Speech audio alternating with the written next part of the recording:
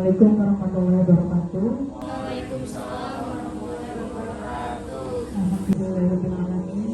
Wassalatu wassalamu ala asyrofil anbiya'i wal mursalin wa ala alihi wa sahbihi ajma'in. Amma ba'du. Terima kasih teman-teman sudah pada bisa datang. Yang penting sebenarnya materi yang saya dapat di kelas Inner Game ini ada 19 materi. Dan semua materinya itu penting semua. Bagi saya semuanya penting karena benar-benar diajarin dari modul ke-1 sampai 16 tuh tentang mengelola diri gitu. Masih ingat materi yang waktu lalu? Masih ya? Ya sama rumusnya ingat ya. Kemudian dikotomi kendali, fokus pada apa yang bisa kita kendalikan. Nah, di tugas yang kedua ini saya mau sharing di modul ke-9 dan modul 19. Kebetulan ya, angkanya cocok ya.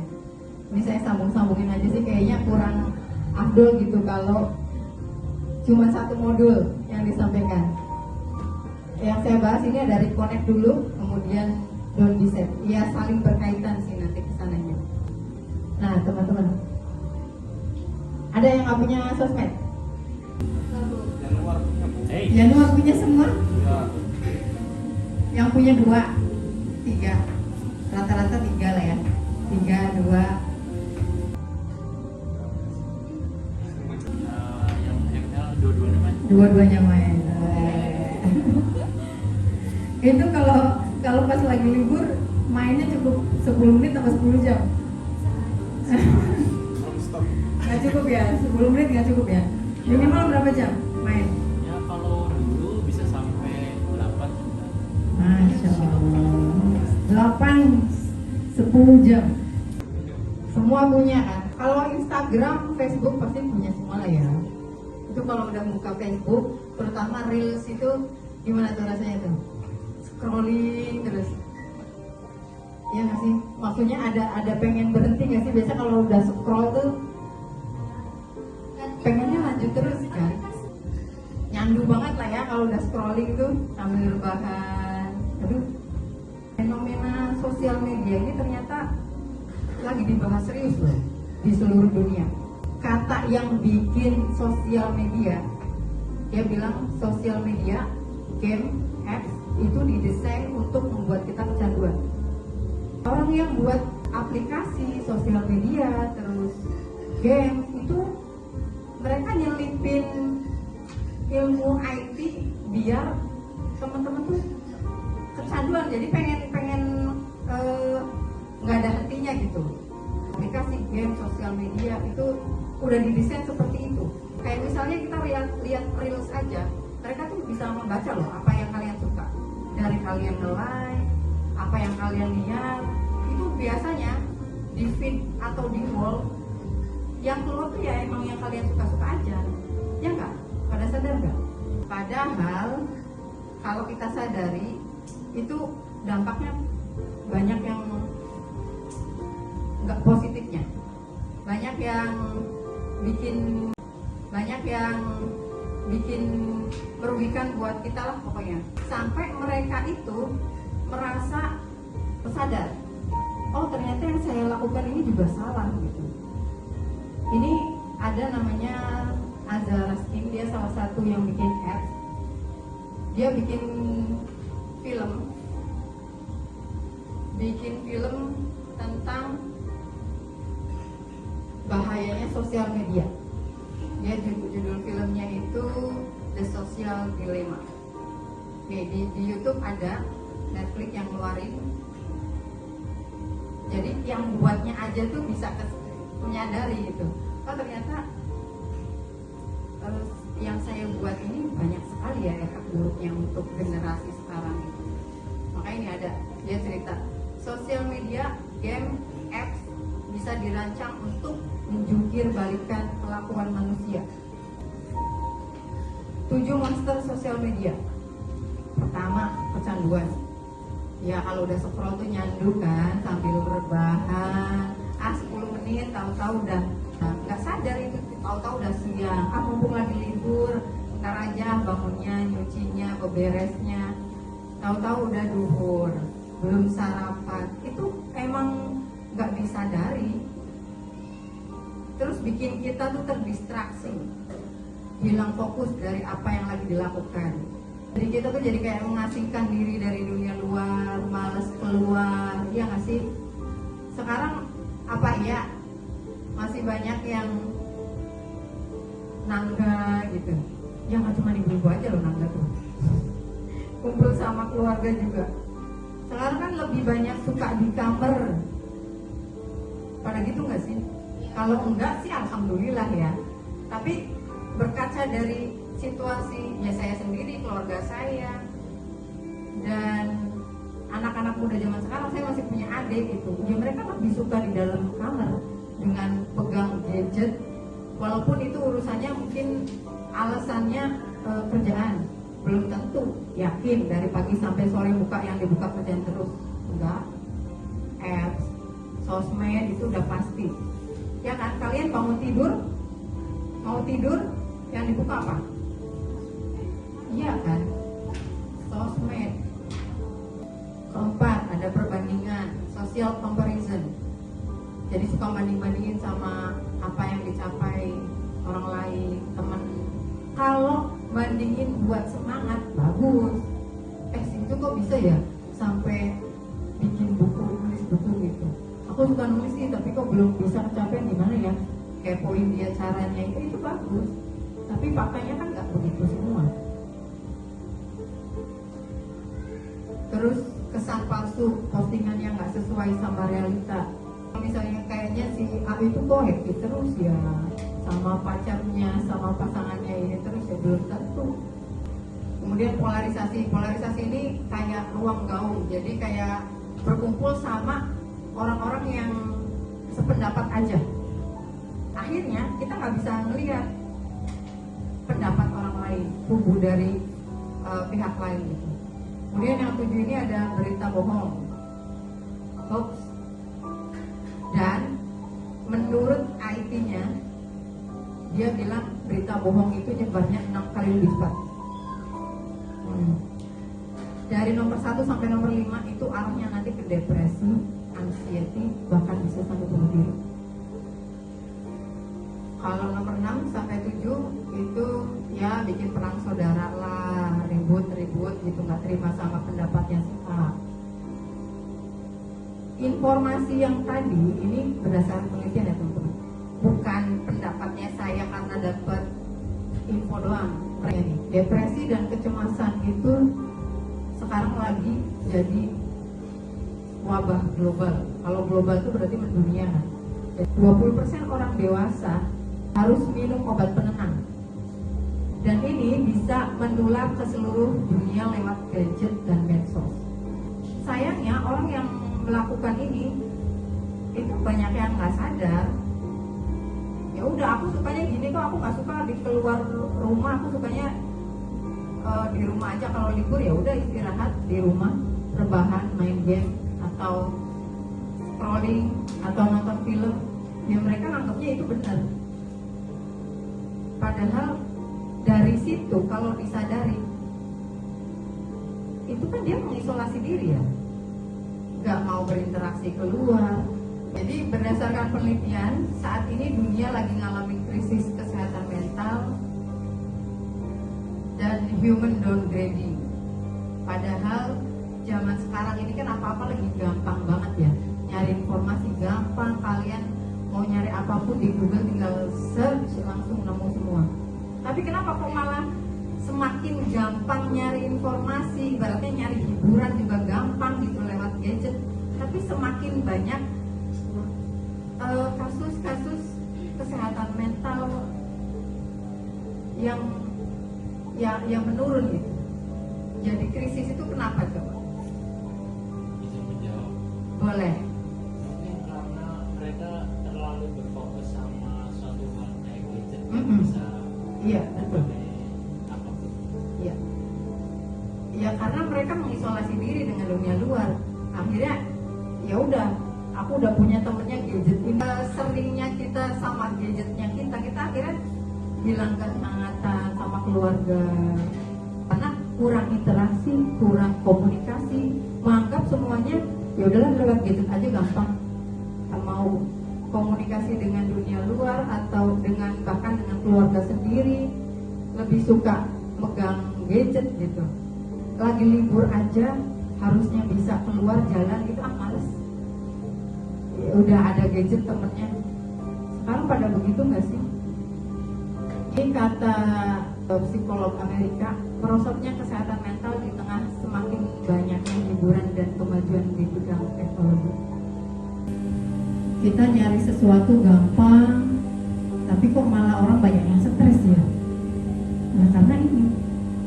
What should we do? Ini dari yang saya dapat, reconnect. Apa sih reconnect? Menyambungkan kembali. Yang pertama, jalin hubungan dengan Allah. Jalin hubungan lebih dalam dengan Sang Pemilik hati. Misalnya ibadah ditambah, diperbaiki. Kalau misalnya sholat ya nggak cuma gerak aja, lebih dijiwai dan paham artinya. Ini sama-sama ngingetin ya, saya juga perlu memperbaiki ibadah saya. Kita saling sharing aja, sama-sama saling ngingetin. Kemudian jalin hubungan dengan diri sendiri. Dengan diri sendiri itu gimana, Bu? Ya kita sejenak lah sempetin waktu untuk ngobrol dengan diri sendiri. Teman-teman masih sempetin sholat malam nggak? Masih. Paling kalau ada maunya aja. Kalau ada maunya aja. Jawabannya bagus, Am. Tapi itu sering terjadi pada banyak orang. Nggak apa-apa, masih ada waktu yang disempatkan berarti ya, daripada nggak sama sekali ya. Sehari-hari tuh kita nggak nyempetin buat ngomong ke diri sendiri, dengan diri sendiri. Emang ngomongin apa, Bu, dengan diri sendiri? Ya coba jeda dulu, jeda. Keseharian yang aku lakukan ini udah bener belum ya? Terus yang saya kerjain sekarang tuh, saya kerjainnya enjoy nggak ya? Kalau nggak enjoy, berarti saya masih ada yang belum selesai nih pengennya. Coba sempetin waktu. Biasanya sih lebih fokus kalau pas sholat malam, bangun gitu di sebelum subuh atau sepertiga malam. Coba aku selama ini nyari apa ya, untuk siapa, untuk apa, nanti cobalah. Kemudian jalin hubungan dengan keluarga dan dengan alam. Jadi teman-teman, keluar jalan-jalan ke alam itu juga penting. Asli itu penting. Misalnya kita ke Kuningan tuh masih banyak hutan-hutan ya, ada hutan pinus. Pernah hutan pinus yang di Kuningan? Nanti dengan kita sering keluar, ketemu orang beda kota, itu akan lebih bijak karena melihatin banyak perbedaan. Jalin hubungan dengan keluarga, ini penting. Kadang kita nggak sadar ya kalau seharian kita tuh kesehariannya ini banyak dengan urusan sendiri doang. Kerja ya oke lah kerja, tapi kalau udah nyampe rumah ngapain? Scroll, buka gadget, masuk kamar. Iya, mau tidur, bangun tidur, nggak bisa dipungkiri kan, bener kan? Iya. Seberapa sering kalian interaksi dengan keluarga? Jarang banget. Di sini ada yang udah nggak lengkap keluarganya? Oh, siapa aja yang udah nggak lengkap? Broken home berarti dua-duanya masih ada tapi nggak bareng. Teman-teman bersyukur loh. Yang masih lengkap. Kadang kita gitu ya, orang lain yang udah nggak ada salah satunya bahkan dua-duanya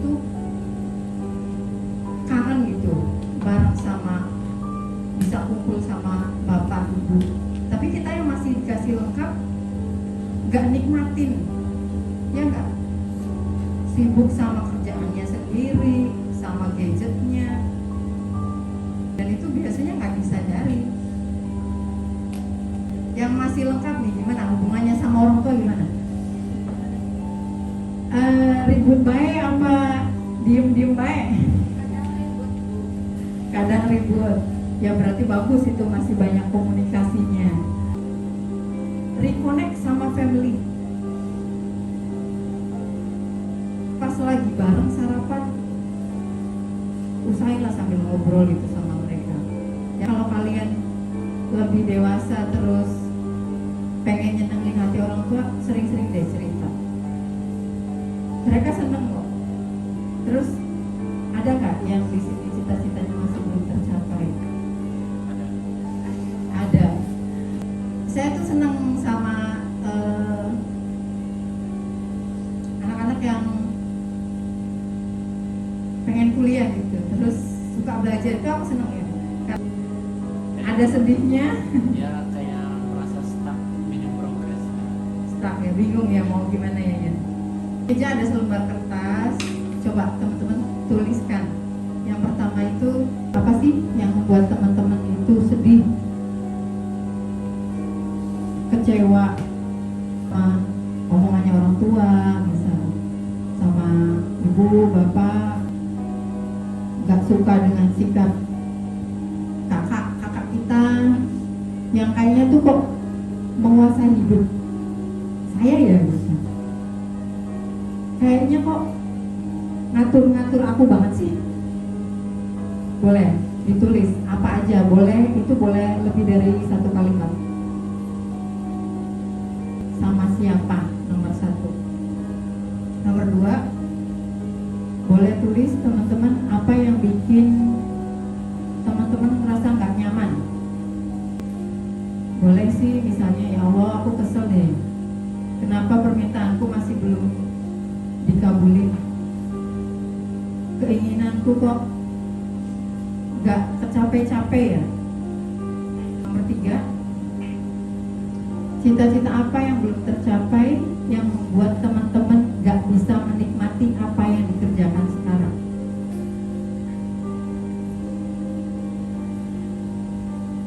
Misal, aku tuh pengen kuliah bu, tapi belum kesampaian. Aku pengen kerja yang gajinya UMR, pengen kerja di tempat yang lebih besar, yang lebih keren.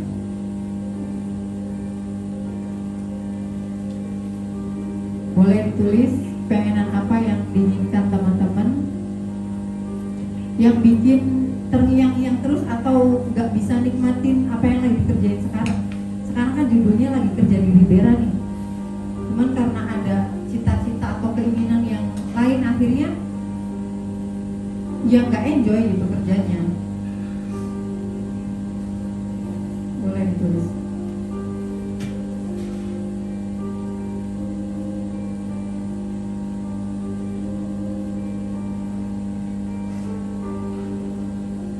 Oke, 1 sampai nomor 3. Merasa sedih dan kecewa itu hal yang normal ya teman-teman, dan wajar sekali sebagai makhluk hidup. Bahkan Nabi Muhammad aja pernah ngerasain sedih. Sometimes kita perlu sedih dulu, kecewa dulu, buat nemuin sadar, ya enggak? Buat, oh iya ya, kalau aku nggak ngelewatin masa sedih itu kayaknya aku bakal nggak sekuat sekarang deh.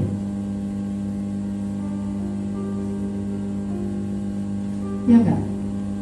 Tapi kalau kesedihannya nggak dikelola, ini efeknya jadi nggak baik. Nih kata Imam Ibnul Qayyim, kesedihan itu melemahkan hati, melemaskan tekad, melemaskan kebaikan, membahayakan kemauan berbuat baik, dan setan itu senang loh sama kesedihannya orang mukmin. Kenapa? Karena pada saat sedih, energi manusia itu lagi di level terendah. Level rendah itu setan tuh gampang banget masuknya. Makanya kalau sedihnya berlarut-larut itu bisa bikin depresi, bisa bikin malas ngapa-ngapain kan.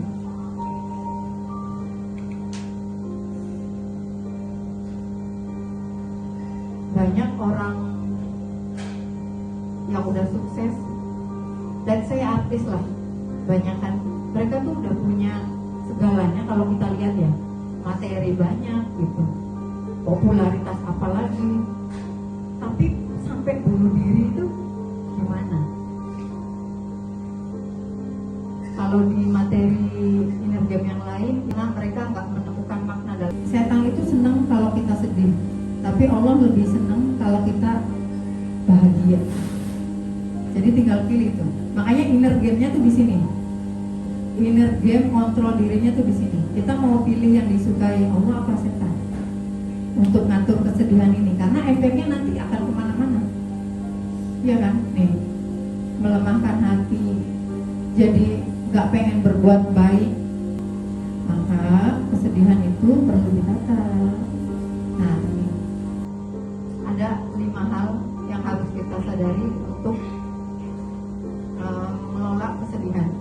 Yang pertama, semua terjadi atas izin Allah. Tidak ada suatu musibah pun yang menimpa seseorang kecuali atas izin Allah. Dan barang siapa beriman, maka Allah akan beri petunjuk. Jadi yakin aja, oh aku ditinggal ibu usia segini, ditinggal bapak masih kecil begini, belum berumah tangga, belum, masih berdiri sendiri. Itu karena maunya Allah ya gitu. Dan itu insya Allah pasti baik dari Allah gitu. Kita selama ini kalau berdoa gimana mintanya? Bilangnya gimana? Gimana ya? Ya Allah, aku mau A. Kalau nggak A, B juga nggak apa-apa, tapi A dikabulin ya Allah. Dikabulin ya yang A-nya. Itu nggak maksa ya. Selama ini masih gitu nggak? Saya sendiri juga kayaknya sesekali masih gitu sih. Pernah nggak kita bilangnya tuh, ya Allah, aku pasrahkan cita-citaku padamu ya Allah. Kalau emang baikku bisa mencapai cita-citaku itu, mudahkanlah. Kalau baik itu buat kita, pasti Allah mudahkan.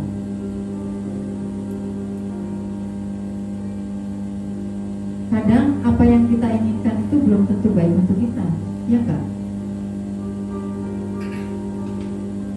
Tapi apa yang Allah kasih ke kita saat ini itu pasti baik. Kamu baiknya saat ini lagi kerja di Riviera, ya udah dinikmatin.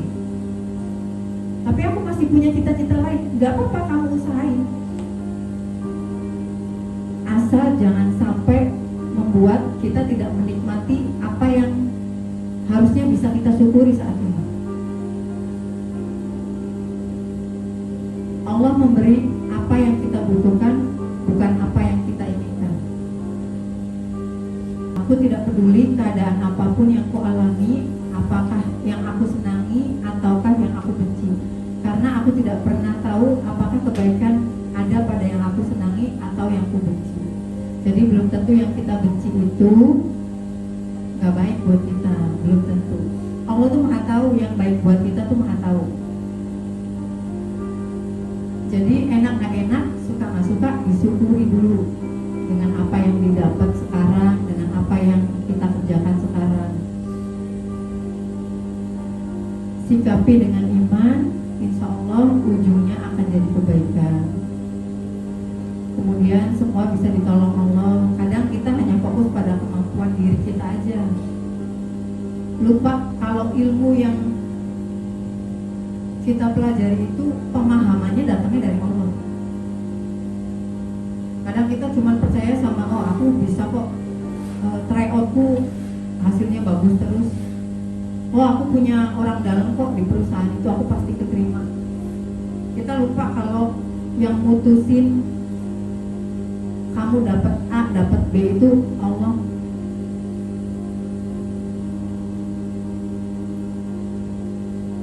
Dan percaya kalau semua yang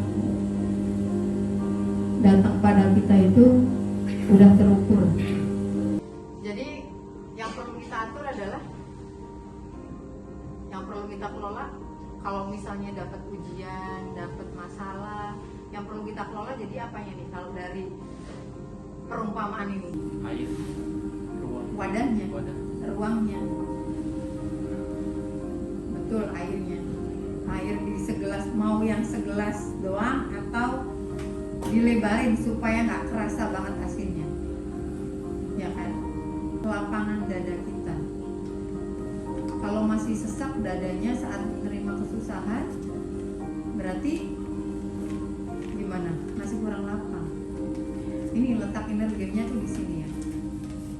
Yang suka menyempitkan hati itu ya kita sendiri sih sebenarnya. Coba kalau kita percaya semua yang ditakdirkan pada kita itu udah terukur gitu. Kamu takdirnya seperti ini, itu baik dari Allah buat kamu biar lebih kuat. Coba lihat dari sisi baiknya. Kemudian apa yang bisa dilakukan untuk melepas kesedihan? Ini ada 3 kaidah melepas sedih: mengaku, mengadu, dan menyibukkan diri dengan amal soleh. Makanya ini kita perlu di sepertiga malam buat reconnect dengan diri sendiri dan dengan Allah, buat ngadu. Ya Allah, aku lagi stuck banget nih, lagi bingung banget, lagi sedih banget, harus gimana lagi ya gitu. Misalnya sama cita-cita aku yang masih belum tercapai, aku harus usaha apa lagi ya. Kadang kita perlu merendahkan diri serendah-rendahnya kalau kita nggak tahu gitu apa yang harus dilakukan. Jadi berpasrah, nggak yang merasa aku tahu nih harus begini. Jadinya tuh capek kalau ngandelin diri sendiri aja. Coba ngadu, mengakui, iya aku lagi bingung ya Allah, aku lagi bimbang, lagi sedih. Coba dibuka yang ditulis tadi.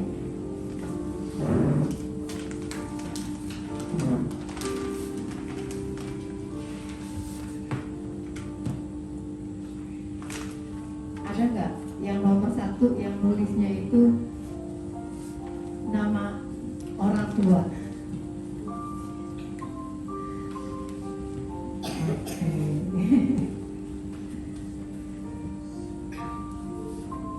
Nama kakak ada ya.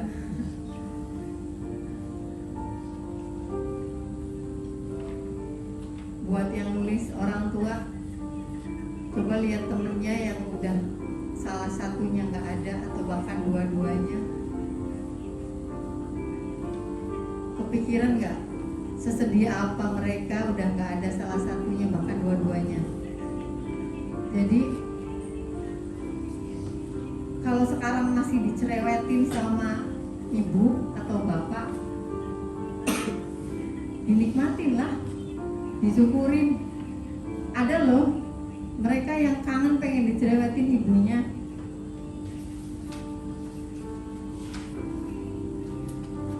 Atau yang nulis kakaknya, yang nggak punya kakak tuh pengen ngerasain juga loh ditegur sama kakaknya. Atau dikasih tahu, mungkin kitanya aja yang ngerasa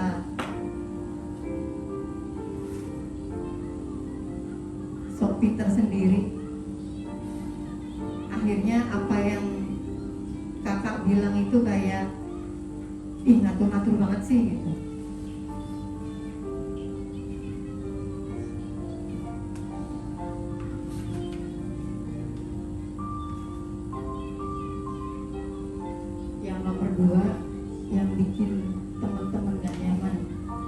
ada yang nulis kerjaan, ada yang nulis kerjaan. Nomor 3 yang cita-cita.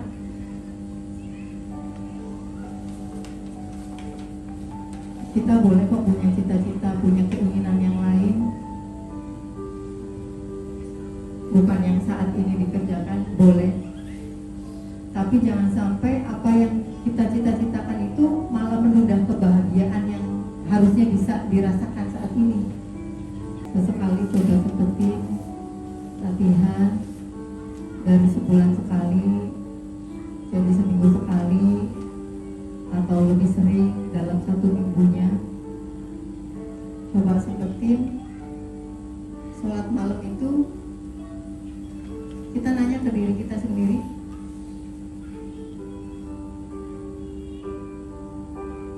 aku ini lagi nyari apa?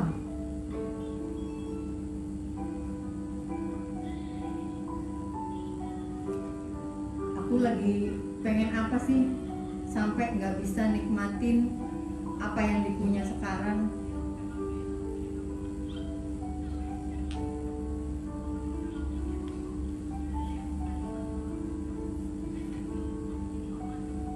Bukankah apa yang Allah takdirkan itu semuanya baik?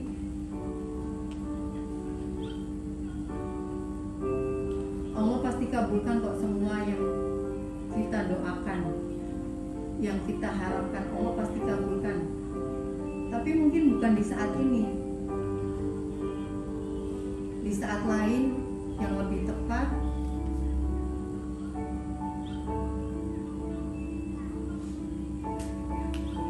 Atau kalau memang yang kita inginkan itu nggak baik untuk kita, Allah pasti akan ganti dengan yang lebih baik.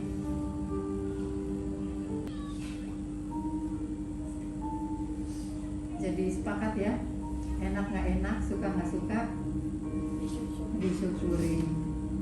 Insya Allah Allah akan lapangkan kalian, akan lapangkan dada kita. Udah gak sesek lagi kalau kita nyari ridho.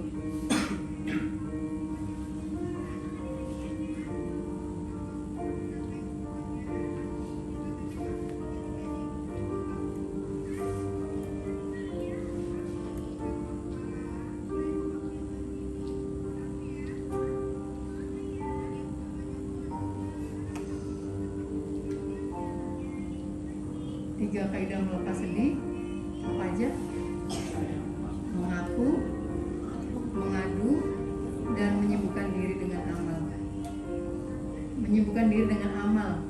Kemarin saya mau nyisipin salah satu foto, lupa. Jadi fotonya itu isinya kata-katanya tentang kalau Allah udah gak peduli sama kita itu, bahkan kita akan disibukkan dengan hal-hal yang tidak berguna, hal-hal yang ibaratnya mubazir. Ya salah satunya dengan scrolling, main game. Pesan malam ini yang perlu dicoba, reconnect dengan diri sendiri, stop and reflect. Coba tanyakan yang masih mengganjal dengan cita-citanya, dengan harapannya. Coba lepasin di sepertiga malam dengan reconnect dengan diri sendiri dan Allah. Insya Allah nanti nemu jawabannya. Terima kasih. Assalamualaikum warahmatullahi wabarakatuh.